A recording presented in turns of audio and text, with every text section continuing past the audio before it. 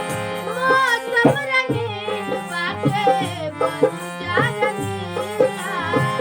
रहीन लोग कहीं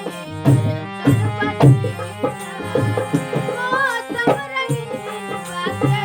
बन जा रंगीला रहीन लोग कहीं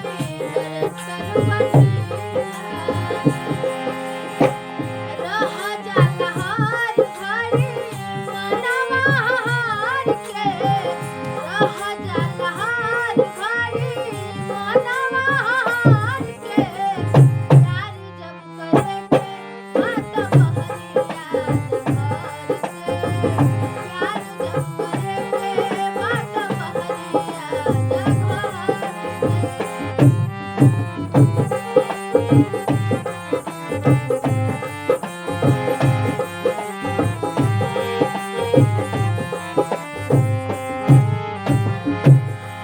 प्यार में त पार करे प्रेमी तूफान हो बाहर निकाल आवाए हम जान हो प्यार में त पार करे प्रेमी तूफान हो बाहर निकाल आवाए हम जान हो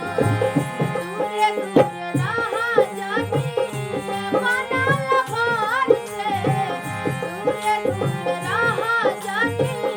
अपना लभार से